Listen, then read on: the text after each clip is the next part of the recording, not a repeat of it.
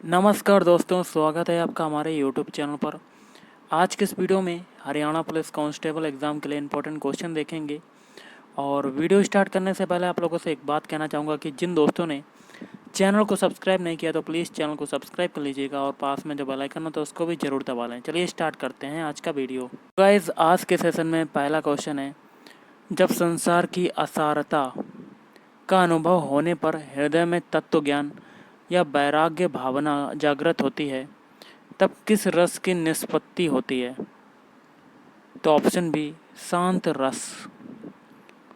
गैर उपसर्ग का अर्थ क्या होता है? तो ऑप्शन बी, निषेध।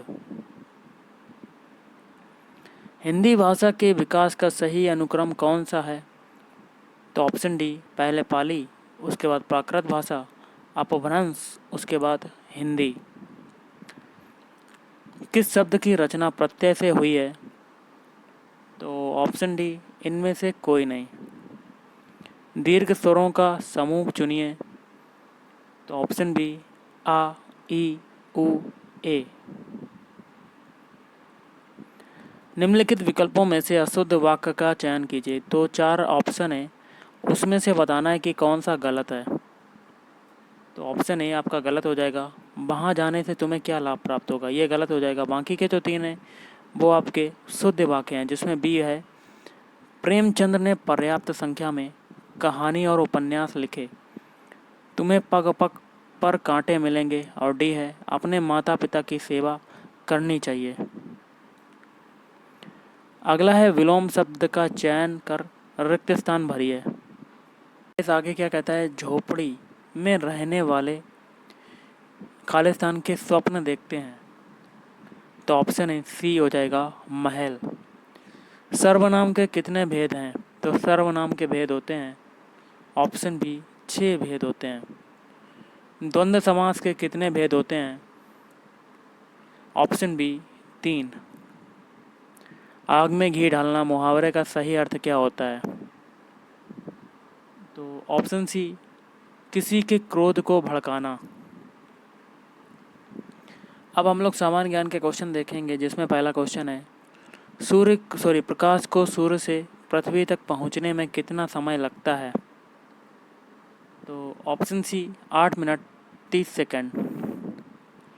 किस संवैधानिक संशोधन द्वारा शहरी स्थानीय शासन को संवैधानिक दर्जा दिया गया?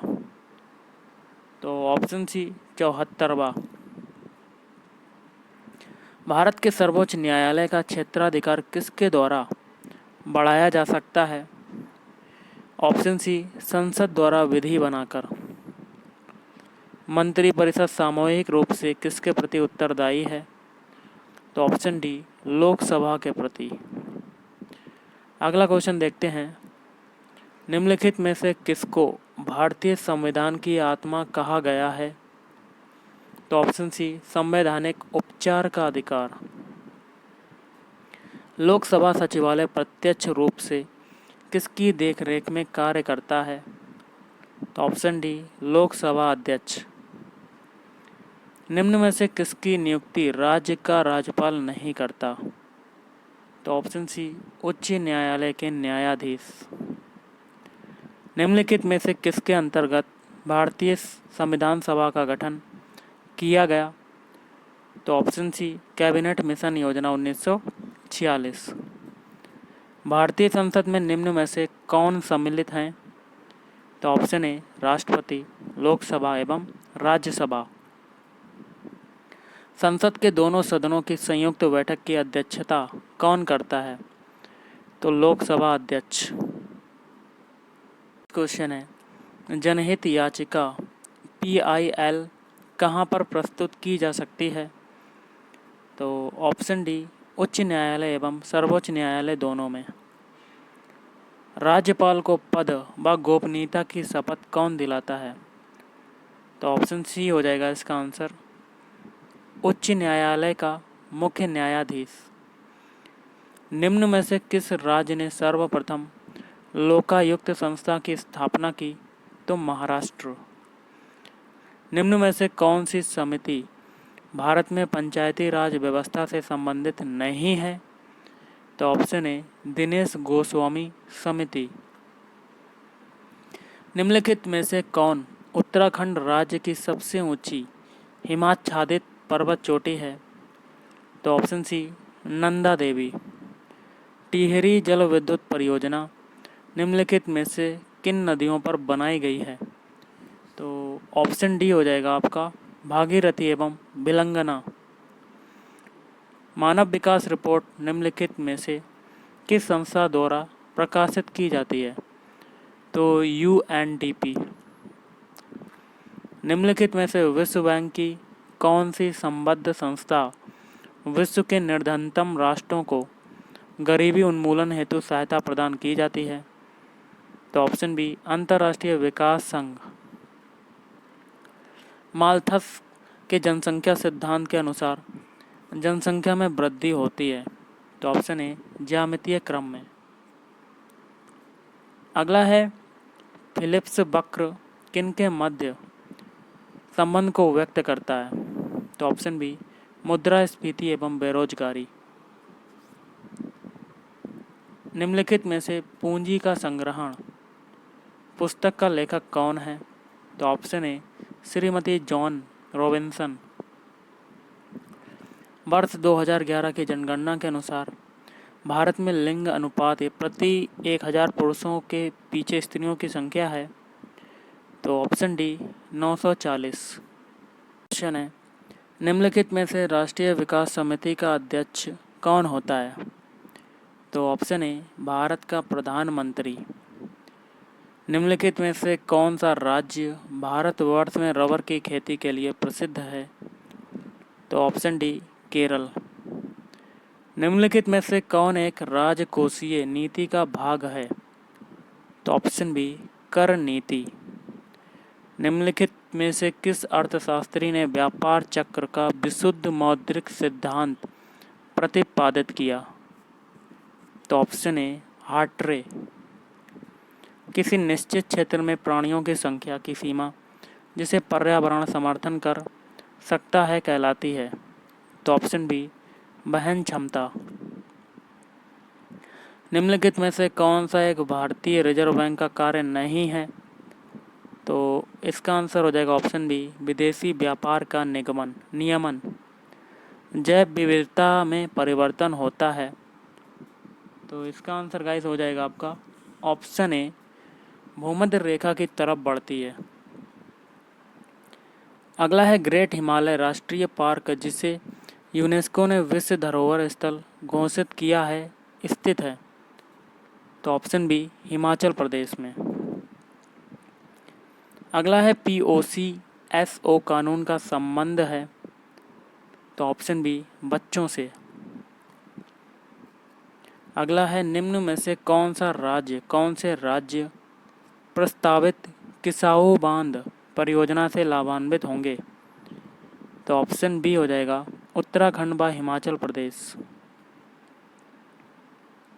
अगला है out of print news papers journalism and the business of news in the digital age नामक पुस्तक के लेखक कौन हैं?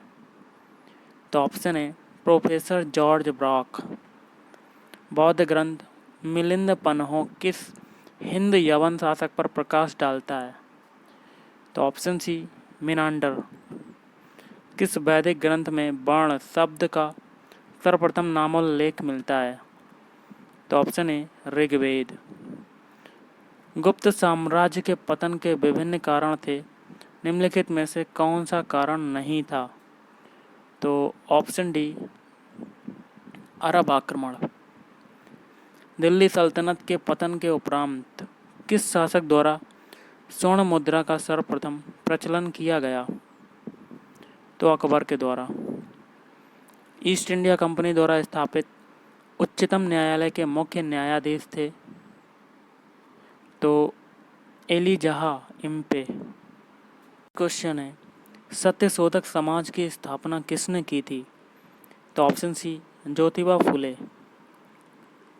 विश्व बैंक के 13वें अध्यक्ष कौन नियुक्त हुए हैं?